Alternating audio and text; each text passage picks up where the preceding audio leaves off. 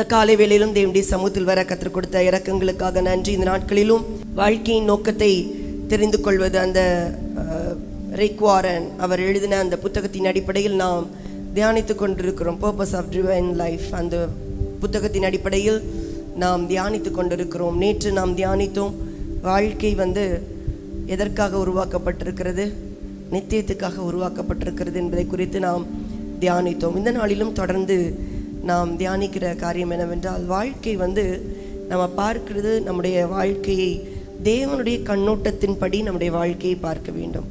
நம்முடைய வாழ்க்கையை நாம் ஒவ்வொருவருமே நம்ம வாழ்க்கையை வைத்து ஒரு பிக்சர் வைத்திருப்போம். இதுதான் என்னோட லைஃப் அப்படின்னு சொல்லி வாழ்க்கை குறித்து ஒரு படம் வைத்திருப்போம்.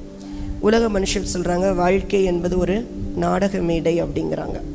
நம்ம வாழ்க்கையை எப்படி புரிந்து வைத்திருக்கிறோம்? வாழ்க்கையை நாம் எவ்வாறு புரிந்து, உங்கள் வாழ்க்கையை நீங்கள் என்ன நினைக்கிறீங்க? வாழ்க்கையை எப்படி நினைக்கிறீங்க? வாழ்க்கைங்கிறது ஒரு யுத்த களமா? யுத்த களம் அப்படின்னு நினச்சா வாழ்க்கையில் நம்ம என்ன பண்ணுவோம்? போராடிக்கிட்டே இருப்போம், யுத்தம் பண்ணிக்கிட்டே இருப்போம், ஒரு போராட்டம் இருந்துகிட்டே இருக்கும். வாழ்க்கை என்பது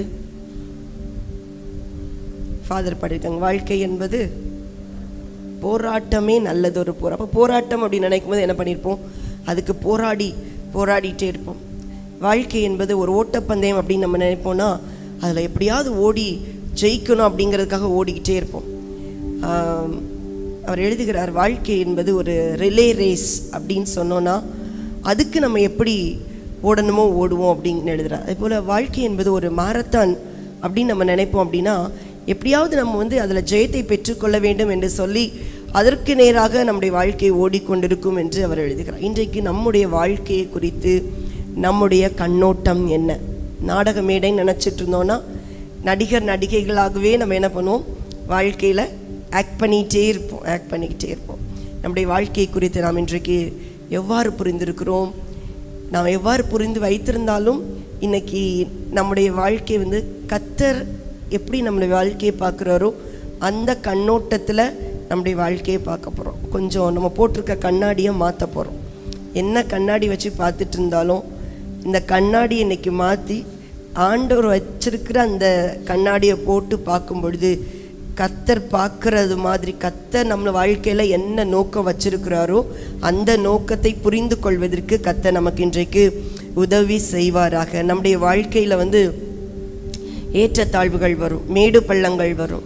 அந்த ஏற்றத்தாழ்வுகள் வரும்பொழுதும் மேடு பள்ளங்கள் வரும்பொழுதும் அந்த வாழ்க்கையில் நம்ம எப்படி போகிறோம்? அது ஒரு ஏற்றத்தில் போகும்போது அதுக்கேற்ற வாழ்க்கையை வாழ்கிறதுக்கு நம்மளுக்கு தெரியுதா? ஒரு இறக்கத்தில் வரும்பொழுது அதுக்கேற்ற மாதிரி நம்முடைய வாழ்க்கையை அமைத்து கொள்கிறோமா அப்படிங்கிறது தான் நம்முடைய வாழ்க்கையின் நோக்கத்தை நாம் புரிந்து கொள்வதில் அது சாத்தியமாகிறது. வாழ்க்கையின் நோக்கம் நம்ம எப்படி வாழ்கிறோம், நம்ம வாழ்க்கையிலேருந்து நம்ம எப்படி எதிர்பார்க்குறோம் அப்படிங்கிறது தான் நம்முடைய வாழ்க்கையின் முக்கியமான பிரதிபலிப்பை உண்டு பண்ணுகிறதா இருக்கிறது. நம்ம என்ன நினைக்கிறோமோ அது போல தான் நம்முடைய வாழ்க்கையில் பிரதிபலிக்கிறோம். நம்முடைய உள்ளத்தில் என்ன எண்ணம் இருக்குதோ, இப்போது ஒருவேளை நான் சோ அண்ட் சோ அப்படின்னு நான் நினைக்கிறேன் அப்படின்னா அதுக்கு ஏற்ற மாதிரி தான் நான் என்னுடைய வாழ்க்கையை பிரதிபலிப்பேன். அது நடையில் இருக்கும், உடையில் இருக்கும், நம்முடைய பாவனைகளில் இருக்கும், நம்முடைய ஒவ்வொரு வாழ்க்கையின் வெளிப்பாடுகள்லையுமே நம்முடைய எண்ணங்களின் பிரதிபலிப்பு இருக்கும். எத்தனை பேர் அதை ஒத்துக்கொள்கிறீங்க? நம்ம யாருன்னு ஒரு டீச்சர் அப்படின்னு ஒருத்தவங்க அவங்கள நினச்சாங்கன்னா ஸ்கூல் போகும்போது எப்படி போவாங்க? ஒரு டீச்சர் மாதிரி போவாங்க. நான் ஒரு டீச்சர், நான் ஒரு ஆசிரியர், நான் என்னுடைய பிள்ளைகளுக்கு நான் கற்றுக் கொடுக்க வந்திருக்கிறேன் என்று சொல்லி அவர்கள் தங்களை அதற்கேற்ற மாதிரி வடிவமைத்து கொள்வார்கள். இன்றைக்கு நம்முடைய வாழ்க்கையில் நாம் எவ்வாறு உணர்ந்திருக்கிறோமோ அதுபோல தான் நாம் நம்முடைய குடும்பத்திலும் நம்மை வெளிக்காட்டுவோம், நாம் உலகத்திலும் நாம் நம்மை வெளிக்காட்டுவோம். நம்முடைய பிரதிபலிப்பு அவ்வாறு தான் இருக்கும். தேவன் நம்ம என்ன நோக்கத்துக்காக சிருஷ்டித்து இந்த உலகத்தில் வைத்திருக்கிறாரோ அந்த நோக்கத்தை நாம் வெளிப்படுத்துவதற்கு கர்த்தர் நமக்கு உதவி செய்வாராக. வாழ்க்கையில் ஒருவேளை நம்ம எதிர்மறையாக நம்மை குறித்து சிந்தித்து வைத்திருப்போம் என்றால் அந்த எதிர்மறையின் வெளிப்பாடுகளுமே நம்முடைய நடக்கைகளில் காணப்படும். நம்முடைய வாழ்க்கையை குறித்து நம்ம எப்பொழுதுமே நான் இப்படி தான் அல்லது என் வாழ்க்கை இப்படி தான் அப்படின்னு சொல்லி நான் சில காரியங்களை நான் நெகட்டிவாகவே நினச்சி வச்சுருந்தேன்னா அதனுடைய எதிர்மறையின் பிரதிபலிப்புகளும் நம்முடைய வாழ்க்கையில், நம்முடைய பேச்சுகளில், நம்முடைய செயல்களில், நான் எப்போ பேசினாலும் அவங்க எப்படி பேசுவாங்கன்னா எதிர்மறையாகவே பேசுவாங்க, ஒன்றும் இல்லாதது மாதிரியே பேசுவாங்க, லாய்க்கு இல்லாதது மாதிரியே பேசுவாங்க. ஆனால் கர்த்தர் நம்மை ஒவ்வொருவரையுமே ஒவ்வொரு நோக்கத்தோடே வைத்திருக்கிறார். வாழ்க்கை என்பது 2 காரியங்களில் அவர் 3 காரியங்களை ஒப்பிட்டு சொல்லுகிறார். இன்றைக்கு 2 காரியங்களை குறித்து நாம் பார்க்க போகிறோம். இந்த வாழ்க்கையில் நம்ம நெடுந்தூர பிரயாணம் போகிறோம் என்பதை நாம் புரிந்து கொள்ள வேண்டும். இந்த நெடுந்தூர பிரயாணத்தில் போகும் பொழுது நம்மளுடைய அந்த கடைசி கோல், இப்போ நம்ம இங்கேருந்து புறப்படுறோம், ஒரு ஊருக்கு கிளம்புறோம். உதாரணமாக இங்கேருந்து கன்னியாகுமரி கிளம்புறோம்னு வச்சுக்கோங்க, ட்ரெயினில் போகிறோம். கன்னியாகுமரிக்கு ட்ரெயினில் போகும்பொழுது அந்த அந்த பிரயாணத்தை அந்த எண்டு அந்த கடல் அல்லது அப்படிப்பட்ட சீனரிஸ், அந்த ஒவ்வொரு காரியங்களும் மனதுக்கு சந்தோஷத்தை கொடுக்கக்கூடியதாக இருந்தாலும் நம்ம கடைசியில் அந்த எண்டில் போய் தான் சந்தோஷத்தை அனுபவிக்க போகிறோம் அப்படின்ல என்ன பண்ணுவோம்? ட்ரெயினில் போகும்போதே எப்படி ட்ரெயினில் போகும்போதே இப்படியே உட்காந்துட்டு போவோமா? எப்படி ட்ரெயினில் போகும்போதே ஒவ்வொரு சீனரிஸ், இப்போ யார் உலகத்தில் என்ன நடக்குதுன்னு பார்க்குறது? எல்லாரும் அந்த 3 மணி நேரமாக 4 மணி நேரம் ட்ராவல் பண்ணும்போது இதிலே முடிச்சிடுறோம். ஆனால் ஒரு பிரயாணம் அப்படிங்கும்போது அதை சுற்றி என்ன நடக்குது, என்ன வருது, என்ன போகுது, என்ன ஊர், ஒவ்வொரு காரியங்களையும் ரசித்து கொண்டே செல்வது வழக்கம். அதே போல் தான் நம்முடைய வாழ்க்கையிலும் நம்மளுடைய கடைசி நோக்கம் பரலோக ராஜ்யமாய், நித்திய ராஜ்யமாய், தேவனுடைய வாசஸ்தலமாய் இருந்தாலும் நம்முடைய அந்த வாழ்க்கையின் பிரயாணத்தில் கர்த்தர் கொடுக்கிற ஒவ்வொரு காலகட்டங்களையும் நாம் சந்தோஷமாக அனுபவிக்க வேண்டும் என்று தேவன் நம்மில் விரும்புகிறார். எத்தனை பேர் அதை ஏற்றுக்கொள்றீங்க? கர்த்தர் வைத்திருக்கிற அந்த நித்திய ராஜ்யத்தில் போய் தான் நம்ம சந்தோஷமாக வாழணும் அப்படி இல்லை. கர்த்தர் நம்மை கொண்டு போகிற ஒவ்வொரு காலங்களும், அந்த சிறு பிள்ளையின் வயதாக இருக்கலாம், வாலிப வயதாக இருக்கலாம், குடும்பத்தின் நிலைமைகளாக இருக்கலாம், எந்த நிலைமையாக இருந்தாலும் வாழ்க்கையின் ஒவ்வொரு காரியங்களையும் ரசிப்பதற்கும் அந்த வாழ்க்கையின் கர்த்தர் கொடுக்கிற எல்லா அப்ஸ் அண்ட் டவுன்ஸையும் வாழ்க்கையில் அதை அப்படியே நம்ம ஏற்றுக்கொள்வதற்கும் அதை அனுபவிப்பதற்கும் கர்த்தர் நமக்கு கிருபை தருவாராக.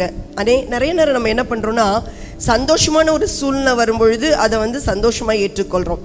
ஆனால் ஒரு கஷ்டமான நிலைமை வரும்பொழுது அதை நம்ம ஏற்றுக்கொள்கிறது மிக கடினமாக இருக்கிறது. ஆண்டவர் தான் சொல்கிறாரு, உங்களுடைய மனம் என்ன பண்ணணுமா?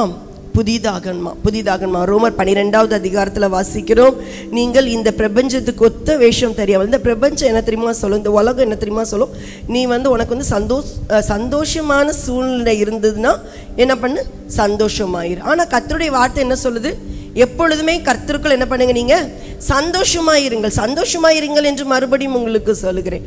ஆனால் உலகம் சொல்லுது இல்லை, நீ இப்படி கீழே போகும்பொழுது நீ இப்படி அழுதுட்டு தான் இருக்கணும், வாழ்க்கையின் உன்னத நிலைமைக்கு போகும்போது தான் உனக்கு சந்தோஷம். ஆனால் ஆண்டவர் சொல்கிறாரு, இந்த பிரபஞ்சத்துக்கு ஒத்த நீ வேஷம் போடாத, உன் மனசு புதிதாகட்டும். அந்த 12வது அதிகாரம் 2வது வசனத்தில் வாசிக்கிறோம். ரோமர் 12 2வது வசனத்தில், இப்பிரபஞ்சத்துக்கு ஒத்த வேஷம் தறியாமல் தேவனுடைய நன்மையும் பிரியமும் பரிபூர்ணமான சித்தம் என்னதென்று பகுத்தறியத்தக்கதாக உங்கள் மனம் புதிதாகிறதுனாலே மறுரூபமாகுங்கள். ஏன் வாழ்க்கையை கர்த்தர் நமக்கு என்ன வைத்திருக்கிறாரோ அந்த கண்ணோட்டத்தில் நம்ம ஏன் ஏற்றுக்கொள்ள முடியவில்லை என்றால், நாம் இந்த உலகத்துக்கு ஒத்த வேஷத்தோடய நம்ம பார்த்துட்டு இருக்கிறோம். உலகத்தின் மனிதர்கள் உலகத்தின் சூழ்நிலைகளில் அவங்க எப்படி பண்ணுறாங்களோ, எப்படி அவங்க பிஹேவ் பண்ணுறாங்களோ அது போலே நம்ம பார்த்துட்டு இருக்கோம். ஏன்னா வாழ்க்கையில் நிறைய நேரம் நம்ம பார்க்கறது எதுவோ அதுதான் நம்முடைய வாழ்க்கையில் ப்ராக்டிஸ் பண்ணுறோம். ஆனால் கர்த்தர் நமக்கு எழுதி வைத்திருக்கிற இந்த வேத வசனங்களை நாம் அதிகமாக தியானிக்கும் பொழுது, வார்த்தைகள் உள்ளே இருக்கும் பொழுது, எப்பொழுதும் ஒருவேளை நம்ம வார்த்தையை வாசித்துக்கிட்டே இருக்க மாட்டோம். ஆனால் வாசித்த வார்த்தை நம்முடைய இருதயத்துக்குள் காணப்படும் பொழுது, அந்த இருதயத்தில் காணப்படுகிற அந்த வார்த்தையை தியானித்து கொண்டிருக்கும் பொழுது அந்த வார்த்தை நம்மை உருமாற்றுகிறது. ஆகவே தான் இந்த 12:2 வாசிக்கிறோம், நம்முடைய மனது என்ன ஆகணுமா, மறுரூபமாகணுமா. எப்படி மறுரூபமாகும்? வார்த்தையினால் தான் மறுரூபமாகும். கர்த்தருடைய வசனம் தான் நம்மை மறுரூபமாக்குகிறது.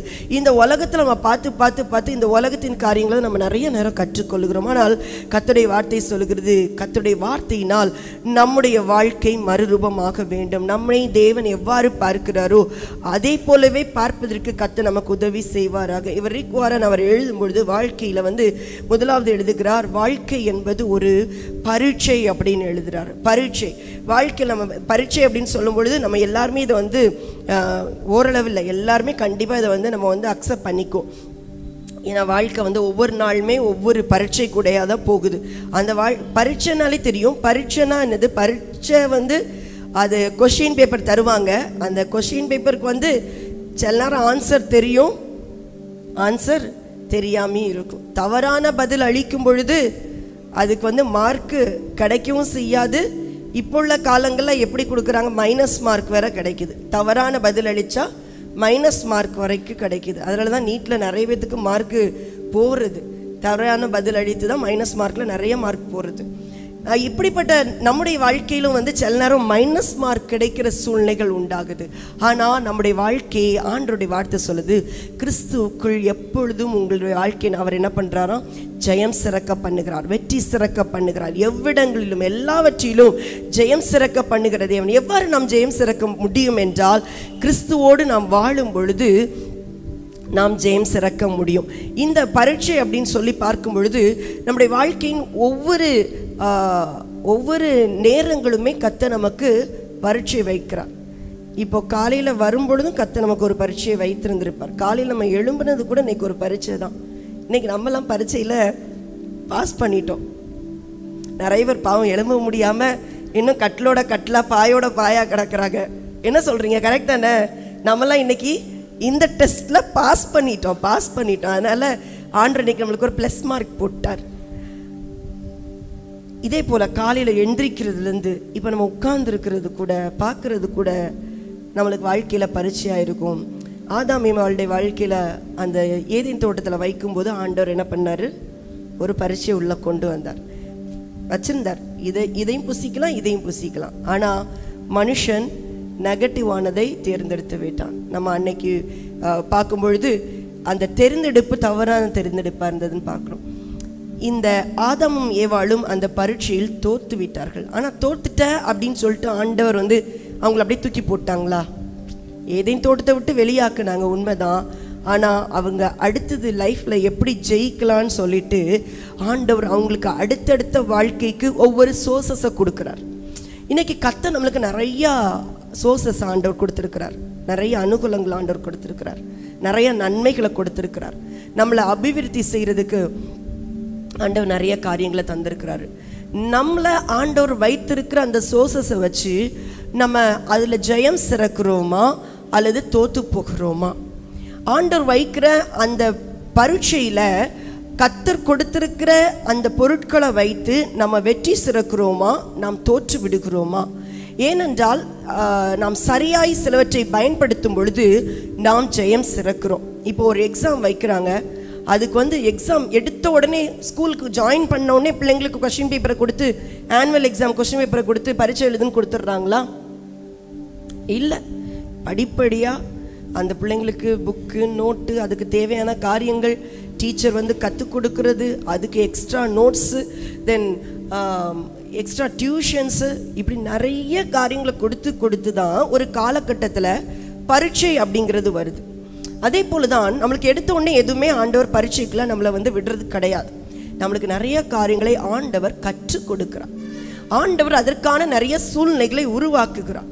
நம்ம சோதிக்கப்படும் பொழுது மட்டும் நம்ம ரொம்ப அவேர்னஸ், ரொம்ப டக்குன்னு அப்படி தெளிஞ்சிடுறோம். ஐயோ எனக்கு ஏன் சோதனை இப்படிலாம் வருதுன்னு நம்ம சொல்கிறோம். ஆனால் அந்த சோதனைக்கு முன்னாடி கர்த்தர் நம்மை நடத்தின பாதைகளை நாம் மறந்து போகிறோம். நீங்கள் அந்த சோதனைக்குள்ளே போகும்போது சற்று முன்னாடி நடந்த காரியங்களை யோசித்து பார்த்தீங்கன்னா, ஒருவேளை கர்த்தர் உங்களுக்கு பர்சனலாக ஆண்டவர் சில காரியங்களை கற்றுக் கொடுத்துருப்பார். சில காரியங்களை ஆண்டவர் வேதத்திலேருந்து நம்மளுக்கு வாசிக்கும் பொழுது சொல்லி கொடுத்துருப்பார். போதகர் மூலமாய் ஆண்டவர் அநேக காரியங்களை நம்மளுக்கு சொல்லி கொடுத்துருப்பார். இதையெல்லாம் நம்மளுக்கு போதித்து சொல்லி கொடுத்து தான் அந்த பரீட்சைக்கு நேராக ஆண்டவர் நம்மை கொண்டு போகிறார். ஆனால் நாம் அந்த பரீட்சையை மட்டும்தான் வந்து ஹைலைட் பண்ணுறோமே தவிர, ஆனால் பரீட்சைக்கு முன்னாடி கர்த்தர் கொடுத்த அனுகூலங்களை நாம் மறந்து விடுகிறோம். இன்றைக்கு கர்த்தர் நமக்கு வைத்திருக்கிற இந்த அனுகூலங்கள், அந்த சோர்சஸ் எல்லாம் வந்து கரெக்டாக நம்ம பயன்படுத்துகிறோமா? கர்த்தர் தந்திருக்கிறத உதாசீனப்படுத்துகிறோமா? கர்த்தர் நம்மளுக்கு எத்தனையோ மணி நேரங்களை தந்திருக்கிறார், எவ்வளோ ஞானத்தை தந்திருக்கிறார். சில வேத வசனங்களை நம்ம வாசிக்கும் பொழுது அதை புரிந்து கொள்ளக்கூடிய கிருபைகளை தருகிறார்.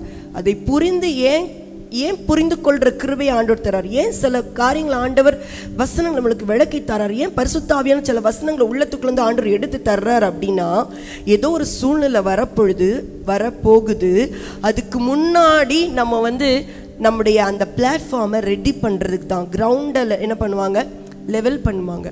ஒரு கேம் போகிறாங்கன்னா அந்த அதுக்கு சம்மந்தப்பட்டவங்க என்ன பண்ணுறாங்க, கிரவுண்டை போய் ரெடி பண்ணுறாங்க. அது போல தான் கர்த்தர் நம்மளை ஒரு பாதைக்குள்ளே நடத்தும் பொழுது, ஏன் ஆண்டவருடைய பரீட்சைக்குள்ளே நடத்தணும் நம்ம வந்து சில நேரம் கொஸ்டின் கேட்போம். ஏன் பரீட்சைக்குள்ளே ஆண்டவர் நடத்துகிறாருன்னா, எப்படினாலும் 1ஆம் கிளாஸ் எக்ஸாம் எழுதினாதான் 2ஆம் கிளாஸுக்குள்ளே போக முடியும், 10th எக்ஸாம் எழுதினாதான் நெக்ஸ்ட் கிளாஸ்க்குள்ளே போக முடியும், ஸ்கூலிங் முடித்து பரீட்சை எழுதினாதான் எங்கே போக முடியும், காலேஜுக்குள்ளே போக முடியும். அது போல தான் நம்முடைய வாழ்க்கையை நம்ம பரீட்சை என்று எடுத்துக்கொள்ளும் பொழுது கர்த்தர் ஒவ்வொரு சோதனையினூடாய் கொண்டு சென்று, ஆனால் சோதனையில் ஜெயம் எடுக்கவும் ஆண்டவர் என்ன பண்றாரு, கிருபை கொடுக்கிறார். நம்ம வசனத்துல வாசிக்கிறோம், அவர் சோதனையினுடைய தப்பிக்கொள்ளையும் போக்கவே வைக்கிறாராம், திராணிக்கு மேலேயும் ஆண்டவர் என்ன பண்ண மாட்டாராம், சோதிக்க மாட்டார். 1ஆம் கிளாஸ் எக்ஸாம் எழுத போற பிள்ளைக்கு தெரியும் இது வந்து ஃபர்ஸ்ட் ஸ்டாண்டர்ட் தான் எக்ஸாம் எழுத போதுன்னு தெரியும். டீச்சர் யாராவது போய் நீ வந்து 8th ஸ்டாண்டர்ட் கொஸ்டின் இன்னைக்கு நீ எழுதுமா அப்படின்னு சொல்லி யாராவது டீச்சர்ஸ் கொடுப்பீங்களா? நம்ம உலக மனுஷனாகிய நம்மளே செய்ய மாட்டோம்னா, கர்த்தர் நம்மளுக்கு எப்படி நம்மளுடைய, அவருக்கு தெரியும் உன்னுடைய கேப்பபிலிட்டி இவ்வளோன்னு தெரியும், எப்படி அவர் உனக்கு அதுக்கு மேலே சோதிப்பார். ஒருவேளை உங்களுடைய வயது கொத்தவர்களுக்கு மேலே நீங்கள் இன்னைக்கு சோதனைகளுக்குள்ளே போயிட்டுருக்கிறீங்கன்னா, கர்த்தர் உங்களை ரொம்ப பலவானாக பார்க்குறார். அவருடைய கண்ணோட்டம் வந்து மற்றவங்கள விட உங்களை ஆண்டவர் ரொம்ப பவர்ஃபுல்லாக பார்க்குறாரு. நீங்கள் அவங்கள விட ரொம்ப ஸ்ட்ராங்கானவங்கன்னு ஆண்டவர் உங்களை பார்க்குறாரு. ஆகவே தான் அந்த சோதனையின் பாதையில் கொண்டு சென்று அதில் ஒரு வெற்றியை கொடுத்து ஆண்டவர் அடுத்த கட்ட நிலைமைக்குள் உங்களை கொண்டு செல்வதற்கு அவர் நம்மை ஆயத்தப்படுத்தி கொண்டிருக்கிறார். ஆபிரகாமுக்கு சோதனை வந்தது. ஆபிரகாமுக்கு வந்த சோதனையில் அவர் வெற்றி பெற்றாரா? வெற்றி பெற்றார். ஈசாக்கா பலியிடுன்னு சொன்னார், கொண்டு போயிட்டார். நான் கீழ்ப்படிதல் உள்ளவன், கர்த்தரை நான் நேசிக்கிறேன் என்பதை ஆபிரகாம் காட்டுவதற்கு ஆண்டவர் உதவி செய்தார். யாக்கோபுக்கும் சோதனை வந்தது, யாக்கோபுக்கும் லாபான் மூலமா வந்தது. எப்படி நீ வந்து ராகேல வந்து கல்யாணம் பண்ணணும் அப்படின்னா இத்தனை 10 வருஷம் நீ வந்து வேலை பார்த்தே ஆகணும் அப்படின்னு சொல்லிட்டு அவர் வந்து அந்த ராகேலை அந்த ஒரு சக்சஸ்க்காக என்ன பண்ணாரு, அத்தனை வருஷம் வேலை பார்த்தார். இன்றைக்கு கர்த்தர் நம்மளை வந்து சில பரீட்சையினூடாய் கொண்டு செல்கிறார். அதான் சொன்னேன், நம்ம காலைல எந்திரிக்கிறதுலேருந்து நம்ம தூங்குறது வரைக்குமே வாழ்க்கையில் ஏதோ ஒரு நிலைமையில தண்ணி குடிக்கிறது கூட நம்ம வேதத்தில் பார்க்குறோம், ஆண்டவர் ஒரு பரீட்சையாக தான் பார்க்குறார். தண்ணி குடிக்கிறது கூட வாழ்க்கையில் பரீட்சை. அப்போது வாழ்க்கையில் ஒவ்வொரு சூழ்நிலைகளையும் நம்ம எவ்வளோ கேர்ஃபுல்லாக போக வேண்டியது இருக்குது பாருங்களேன். தானியலை பார்க்குறோம், ரூத்து பார்க்குறோம், எஸ்தர் பார்க்குறோம், யோசேப்பை பார்க்குறோம். இவங்களுக்கெல்லாம் வந்த சோதனைகளில் என்ன பண்ணாங்க, ஜெயம் எடுத்தாங்க. அவங்களுக்குலாம் பரீட்சை வந்தது. ஏன் ஆண்டவர் வந்து இவ்வளோ பெரிய வேத புத்தகத்தை நம்மளுக்கு எழுதி வைத்திருக்கிறார்? நம்மளுக்கு முன்மாதிரிகளாக அநேக ஆண்டவர் வந்து எல்லாமே ரொம்ப சக்ஸஸ் ஸ்டோரிஸ். ஒருத்தவங்க ஒரு புக்கு எழுதுறாங்க அப்படின்னா, வெற்றி அப்படின்னு எழுதுனாங்கன்னா அதில் மோஸ்ட்லி அவங்க சக்ஸஸை தான் எழுதி வைப்பாங்க. ஆனால் நம்முடைய ஆண்டவர் இந்த பரிசுத்த வேதாகமத்தில் சக்ஸஸையும் எழுதி வைத்திருக்கிறார், சில ஃப்ளாஸையும் ஆண்டவர் எழுதி வைத்திருக்கிறார். தாவீதுடைய வாழ்க்கையை ஏன் ஆண்டவர் நம்மளுக்கு எழுதி வைத்திருக்கிறார்? தாவீதுடைய சக்ஸஸ்ஃபுல் லைஃப்பை மட்டும் ஆண்டவர் சொல்லிட்டு போயிருக்கிறார். அவன் என்னை ரொம்ப நேசிக்கிறான், அவன் எப்பொழுது என் கூட தான் இருப்பான், நான் தான் அவனுக்கு மேய்ப்பன்னு, எப்பவுமே என்னை தான் பிடிச்சிக்கிறான் அப்படின்னு சொல்லி தாவீதுடைய நல்ல வாழ்க்கையை எழுதி வைத்திருக்கலாம். ஆனால் தாவீது பத்சேபாள்கிட்ட தவறு பண்ணா, அவன் சில தவறுகளை செய்தான். ஏன் ஆண்டவர் எழுதி வைத்திருக்கிறார்? நம்முடைய வாழ்க்கையிலும் நாம் ஜெயம் சிறப்பதற்கு சில பாடங்களை கற்றுக்கொள்ள வேண்டும் என்றே ஆண்டவர் நமக்கு எழுதி வைத்திருக்கிறார். பரீட்சையில் ஜெயம் பெற வேண்டும் என்று தேவன் விரும்புகிறார். நம்முடைய வாழ்க்கை என்பது ஒரு பரீட்சையாக இருக்கிறது. அந்த பரீட்சை வந்து நம்முடைய குணத்தை வந்து நல்லா அது வந்து மோல்ட் பண்ணுது.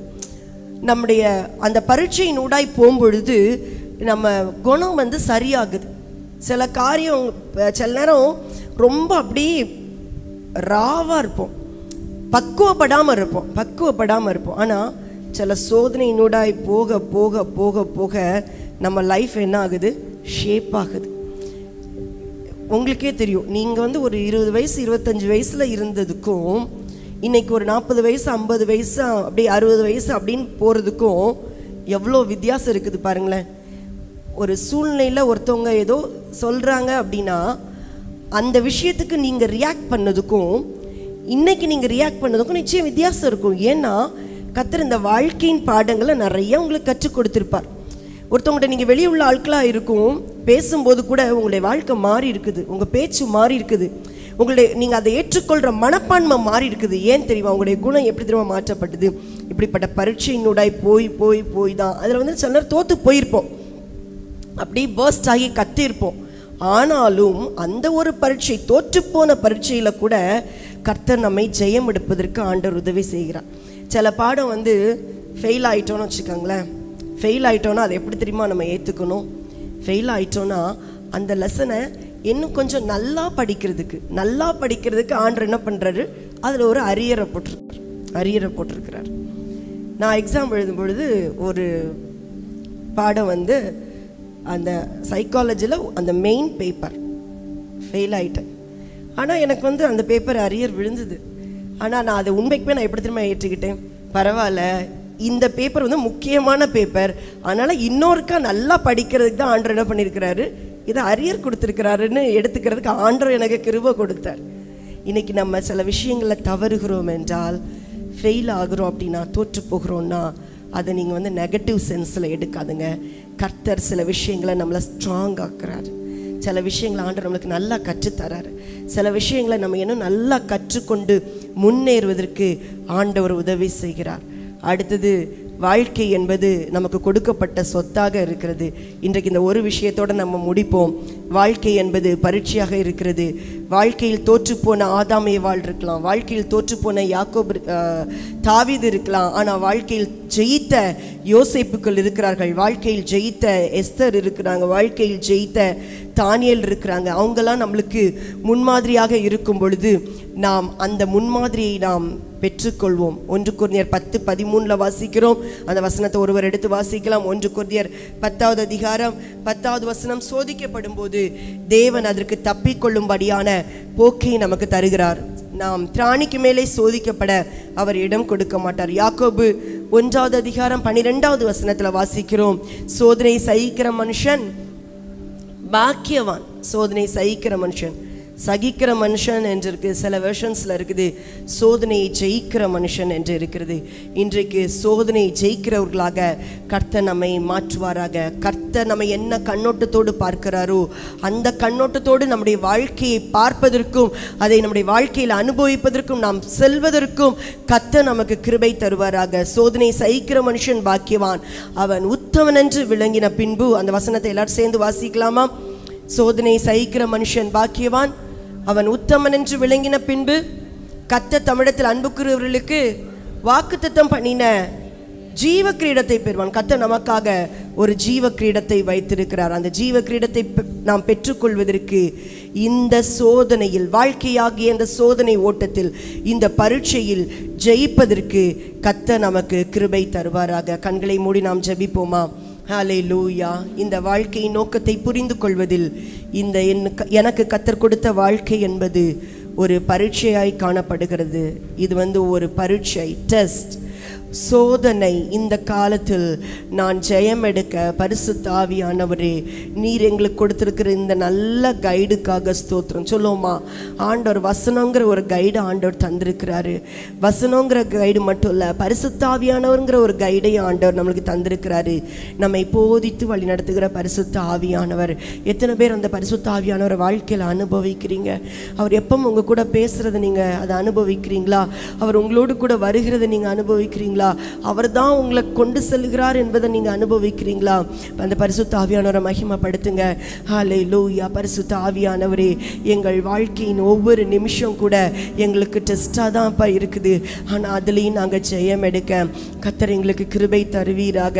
நான் தோற்று போவேன் என்றால் அந்த தோற்று போனதிலையும் கூட நான் அதை இன்னும் மேன்மையாய் கற்றுக்கொள்ள, அதில் ஜெயம் எடுக்க கர்த்தர் என்னை போதித்து வழி நடத்துங்கப்பா. நீங்கள் கீழே விழுந்துட்டேன்னு நினைச்சு கலங்காதுங்க. நீதிமான் 7 தரம் விழுந்தாலும் மறுபடியும் எழுந்திருப்பான், மறுபடியும் எழுந்திருப்பான். கர்த்தர் உங்களை மறுபடியும் எழுப்பி நிறுத்துவார், நிச்சயமாக அவர் நிறுத்துவார். ஹல்லேலூயா, ஹல்லேலூயா, ஹல்லேலூயா. தோற்று போன நிலைமைகளை குறித்து கலங்காதுங்க. நான் வாழ்வதற்கே தகுதியற்றவள் என்று உங்களை நீங்க வரையறுக்காதுங்க. கர்த்தர் உங்கள் வாழ்க்கை குறித்து ஒரு மேன்மையான நோக்கத்தை வைத்திருக்கிறார். கர்த்தர் கொடுத்த வாழ்க்கை அது மேன்மையான வாழ்க்கை. இந்த உலகத்தில் வாழுகிற கர்த்தர் கொடுத்த வாழ்க்கை இந்த பிரயாணத்தில் அதை சந்தோஷமாய் அனுபவிப்பதற்கு கர்த்தர் நமக்கு கிருபை தருவாராக.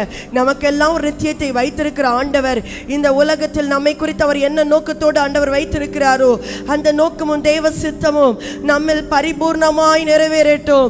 ஆண்டவரை பார்த்து சொல்லுங்க, அப்பா நீங்க எங்களை எப்படி பார்க்கிறீங்களோ அந்த கண்ணோட்டத்தில் நாங்கள் எங்கள் வாழ்க்கையை பார்ப்பதற்கு வாழ்வதற்கு கர்த்தர் எங்களுக்கு என்ன தெளிவான மனநிலைமையை தரும்படியாக நாங்கள் ஜெபிக்கிறோம். இன்னும் இந்த வாழ்க்கையின் விஷயத்தில் ஒரு பிளைண்டா இருப்போம்னா ஆண்டவர்கிட்ட கேட்போம், ஆண்டவரே நீர் எப்படி பார்க்கிறீரோ அது மாதிரி என் வாழ்க்கையை நான் கற்றுக்கொள்ள பார்ப்பதற்கு எனக்கு கிருபை தாங்க ஆண்டவரே, கிருபை தாங்கப்பா. தோற்று போகிறவனா இருந்தாலும் ஜெயமெடுக்க செய்கிற தேவன் என்னோடு கூட இருக்கிறீர் ஆண்டவரே. திராணிக்கு மேலா எங்களை சோதிக்க மாட்டீங்கப்பா, அதுலேயும் சோதனையோட தப்பிக்கொள்ளே ஒரு போக்க தாரீங்கப்பா. நாங்கள் சோதனையில் ஜெயிக்கும் பொழுது எங்களுக்காக நீர் ஜீவ கிரீடத்தை வைத்திருக்கிறீர் ஆண்டவரே. இந்த வாழ்க்கையில் ஜெயமாய் ஓட பரிசுத்த ஆவியானவர் எங்களை வழி நடத்துவதற்காய் ஸ்தோத்திரமையா, ஸ்தோத்திரம் ஆண்டவரே, ஸ்தோத்திரம் ஆண்டவரே. இந்த நாள் முழுதும் கர்த்தர் நீர் எங்களை இந்த நல்ல பாதையில் நடத்தும்படியாய் நாங்கள் ஜெபிக்கிறோம் ஐயா. உம்முடைய அன்பின் கரங்களை எங்களை தாழ்த்தி அர்ப்பணி